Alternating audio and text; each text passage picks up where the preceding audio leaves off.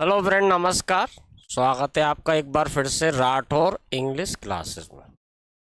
Friends, आज का हमारा टॉपिक है songs of Radha by Sarojini Naidu ji.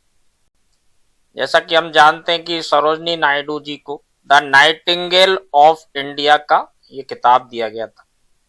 Friends, songs of Radha ये कलेक्शन ऑफ पोएम है जिसमें कुछ पोएम्स को हम देख चुके हैं। आज हम एक और बहुत ही प्यारी सी कविता को देखेंगे इसमें से। आइए फ्रेंड्स, शुरुआत करते हैं सरोजनी नायडू जी के जीवन परिचय के बारे में।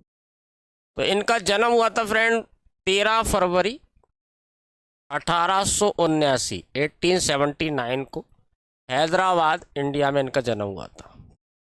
हैदराबाद जो आंध्र प्रदेश में पड़ता है। इनकी मृत्यु फ्रेंड 2 मार्च 1949 को यानी आज़ादी के लगभग 2 साल के बाद लखनऊ में हुई थी। ये वहाँ की गवर्नर थी उस समय।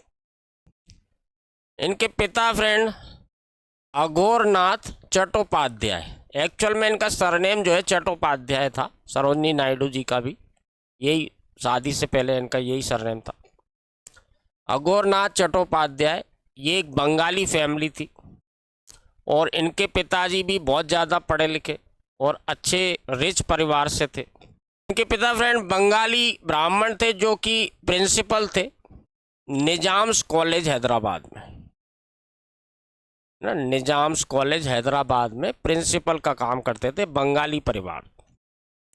इससे आप अंदाज़ा लगा सकते हैं कि ये बहुत ही पढ़े लिखे परिवार से थी, रिच परिवार से थी, यानी कि अच्छे समृद्ध लोग थे। इनकी माता जी फ्रेंड बरादा सुंदरी देवी चट्टोपाध्याय, ये पूरा नाम बरादा सुंदरी देवी चट्टोपाध्याय। और इनकी माँ भी फ्रेंड पोएट थी, कविता लिखती थी लेकिन बंगाली भाषा में लिखती थी। तो साहित्य ने विरासत में प्राप्त हुआ। जैसा मैंने आपको बताया कि पिता इनके काफ़ी पढ़े लिखे थे और प्रिंसिपल थे। उस ज़माने में प्रिंसिपल होना किसी कॉलेज का बहुत बड़ी बात होती थी। इसलिए सरोजनी नायडू जी की एजुकेशन बहुत हाई लेवल की एजुकेशन रही। शुरू से ही ये बड़े बड़े लोगों से इनका मिलना जुलना रहा।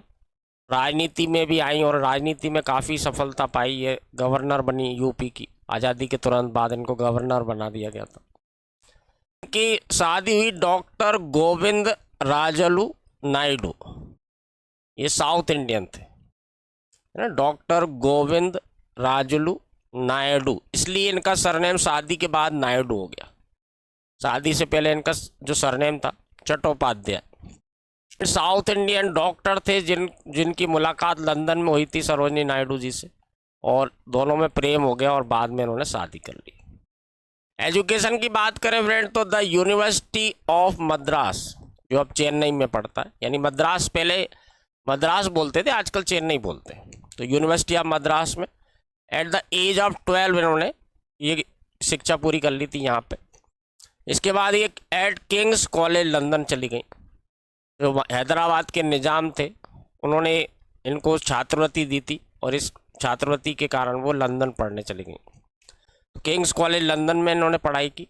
इसके बाद गर्टन कॉलेज कैम्ब्रिज से भी इन्होंने पढ़ाई की। फ्रेंड्स, सरोजनी नायडू जी ने जो कविताएं लिखी है उसमें बच्चों की पोएम्स हैं, नेचर यानी प्रकृति की पोएम्स हैं। इसके अलावा पैट्रियोटिक थीम्स पर भी इन्होंने कविताएं लिखी हैं। और लव एंड डेथ इनकी जो थीम रहती है इनकी कविताओं की, वो सभी तरह की है, यानी बच्चों के लिए लिखी हैं, देशभक्ति के ऊपर लिखी हैं, लव एंड डेथ है ना, प्रेम और मृत्यु, प्रकृति के ऊपर भी इन्होंने कहा है। तो ये सारी इनके थीम्स रही हैं। तो 1925 में 1925 में सरोजनी नायडू जी को अध्यक्ष चुना गया इंडियन नेशनल कांग्रेस का। जैसे मैंने आपको बताया था कि ये राजनीति में केवल इंडिया में नहीं, इंग्लैंड में और साउथ अफ्रीका तक ये यात्रा करके आई हैं। वहाँ पे भी ये बहुत सक्रिय रही। तो ये कानपुर का अधिवेशन हुआ था, वहाँ पे इन्होंने अध्यक्ष के तौर पर अपना पदभार संभाला। फ्रेंड्स, आज की जो हम कविता देखने जा रहे हैं उसका नाम है eight dawn.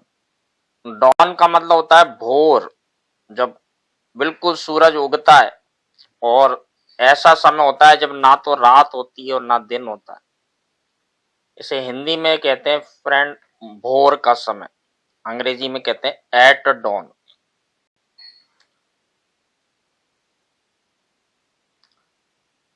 All night my heart its lonely vigil kept, listening for thee, O love, all night I wept.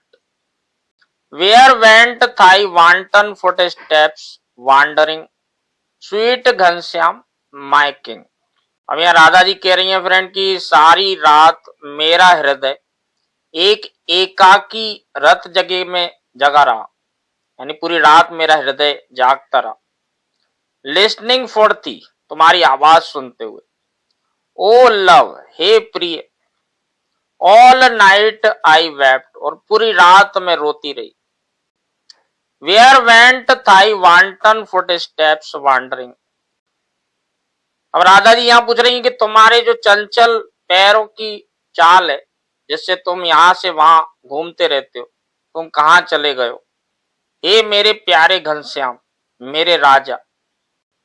यहाँ राधा जी फ्रेंड याद कर रही हैं, श्री कृष्ण भगवान को याद कर रही हैं और कह रही हैं कि पूरी रात जो है मेरा मेरा हृदय जो है अकेलेपन के रत जगह में जागता रहा, तुम्हारी आवाज सुनने के लिए तरसता रहा और पूरी रात में रोती रही। तुम्हारे जो चंचल पैर हैं जिनसे तुम यहाँ से वहां घूमते रहते हो, और इनसे चल करके तुम पता नहीं कहाँ चले गए हो। हे मेरे प्यारे घनश्याम, मेरे राजा। My bridal veils are flung upon the floor, my bridal garlands drop across the door, the birds that on my bed their fragrance spilled, grief scattered vain and swift. अब यहाँ राधा जी फ्रेंड कह रही है कि जो मैंने दुल्हन के जो कपड़े पहने हुए थे वो नीचे पड़े हुए हैं जमीन पर, मेरी जो दुल्हन की माला थी वो भी नीचे गिर गई है दरवाजे के पास।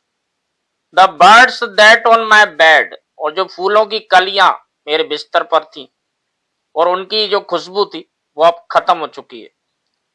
दुख से हर चीज जो है बिखर गई है और वैन एंड विफ्ट हो गई है, छीण होकर के मुरझा गई है।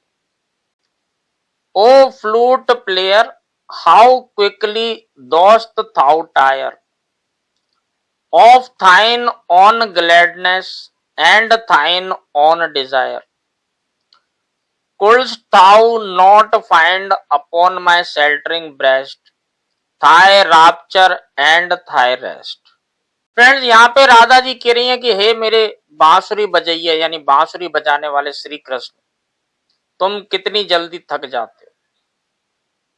तुम्हारी स्वयं की जो आनंद है, तुम्हारा स्वयं की जो प्रसन्नता है और तुम्हारी स्वयं की जो इच्छा है, क्या तुम्हें मेरी शरण देने वाली छाती पर जगह नहीं मिली? यहाँ पे शेल्टरिंग ब्रेस्ट, आसरा देने वाली छाती यानी आंचल की बात कर रहे हैं, ठीक है ना। क्या तुम्हें मेरी शरण देने वाली जो छाती है, आंचल जो है, उसमें जगह नहीं मिली? और क्या तुम्हें वो अत्यधिक आनंद जो मेरे आंचल में आकर के जो मिलता है, क्या तुम्हें वो आनंद, रापचर देखिए, आनंद, परमानंद, और रेस्ट, थाई रेस्ट, क्या तुम्हें वो जो अत्यधिक खुशी मिलती है और जो तुम्हें आराम मिलता है, क्या तुम्हें वो मेरे आंचल में नहीं मिलता है? Whose are the fingers that like amorous flocks read the ambrosial thickets of thy locks?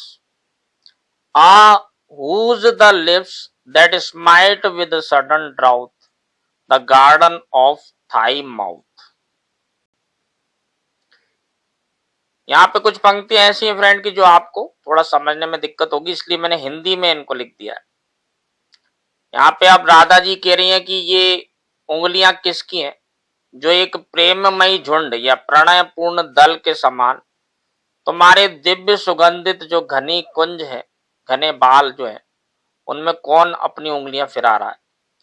तो ऐसा लग रहा है कि कोई प्रेममयी झुंड है। और ये होंठ किसके हैं जो तुम्हारे मुख के बगीचे को अचानक से जो है इस तरह से सूखा कर रहे हैं या प्यास से झुलसा रहे हैं। कि वो ऐसा लगता है कि वो होंठ जो है वो झुलसा ही जाएंगे, यानी प्यास से होंठ जो है वो झुलस जाएंगे। What shall it profit to revile or hate thy fickleness, her beauty, or my fate? Or strive to tear with black and bitter art thine image from my heart? यहाँ पे फ्रेंड राधा जी जो है ये एक तरह से कल्पना कर रही है कि श्री कृष्ण जो है ऐसा तो नहीं किसी और स्त्री के साथ हो, यानी उनकी जो कोई और चाहने वाली है, क्योंकि श्री कृष्ण को तो दुनिया की हर व्यक्ति पसंद करता, हर व्यक्ति प्रेम करता। तो यहाँ पे वो ये कह रही है कि किसी की निंदा करने से या उससे नफरत करने से क्या फायदा मिलेगा। तुम्हारी जो चंचलता है और उसकी सुंदरता, इससे मुझे नफरत करने से या उसकी निंदा करने से मुझे क्या मिलेगा? या ये मेरा भाग्य ही है? और या मैं कोशिश करूं with black and bitter art. देखिए ब्लैक एंड बिटर आर्ट यानी कि काला और कड़वा आर्ट। काला और कड़वा आर्ट से फ्रेंड यहाँ तंत्र मंत्र की, काला जादू की बात कर रहे हैं। या मैं कोशिश करूं किसी काले जादू से तुम्हारी जो छवि है मेरे हृदय में उसको फाड़ देने की कोशिश करने से भी मुझे क्या फायदा मिलेगा? Without thy loveliness my life is dead, love like a lamp with golden oils unfed. Come back from thy wild wandering, sweet Ghanshyam my king. यहाँ पे राधा जी फ्रेंड जो है श्री कृष्ण के प्रेम में जो है अधीर हो रही है, और वो ये कह रही है कि जो तुम्हारा प्रेम है उसके बिना मेरा जीवन जो है अधूरा है, मेरा जीवन मौत के समान है। जो प्रेम है तुम्हारा वो एक ऐसे दिए के समान है जिसमें सुनहरे रंग का तेल जो है वो भरा नहीं गया है। Come back from thy wild wandering, तुम्हारा जो ये जंगल में भटकना, जो तुम दिन भर भटकते रहते हो बांसुरी बजाते बजाते, वापस आ जाओ हे मेरे प्यारे घनश्याम, हे मेरे प्यारे महाराजा। तो फ्रेंड ये एट डॉन ये जो कविता है ये हमारी यहाँ पे समाप्त होती है। मैंने कोशिश की है कि आपको एक एक लाइन का अर्थ हिंदी में इस तरह से समझा सकूं कि परीक्षा में जब आपको इससे रिलेटेड कोई क्वेश्चन आता है तो आपको कहीं भी दिक्कत ना आए। जितना भी थ्योरी हम पढ़ रहे हैं फ्रेंड, इससे रिलेटेड एमसीक्यू भी हम निश्चित रूप से सॉल्व करेंगे, और एमसीक्यू करने के बाद ही जो है हमारा जो उस टॉपिक जो है उस पर बहुत अच्छी कमांड हो जाती है। क्योंकि इस तरह से हम कविता या कोई उपन्यास या कोई भी चीज पढ़ रहे हैं, ये पढ़ते समय तो आसान लगता है, लेकिन जब इसके 4 ऑप्शन आते हैं, जब ये एमसीक्यू के रूप में आता है तो कई बार हमें इसमें कंफ्यूजन होता है। इसलिए थ्योरी तो जरूर पढ़िए, इसमें खास खास चीजें नोट भी करिए, और इसके साथ में एमसीक्यू करने से जो थोड़े बहुत भी डाउट अगर कहीं रह जाता है तो वो डाउट क्लियर हो जाता है। आज की वीडियो में इतना ही करेंगे फ्रेंड, नेक्स्ट वीडियो में फिर मिलते हैं। Thank you very much.